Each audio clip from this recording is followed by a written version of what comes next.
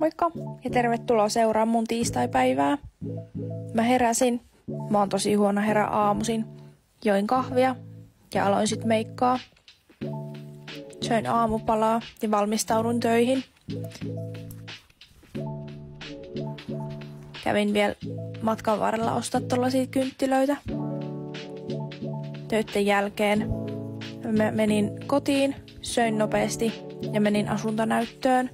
Mua vähän jännitti, mutta se meni ihan hyvin. Sitten mä menin teho-opistolle ja vuorossa oli tehdä kotitehtävä.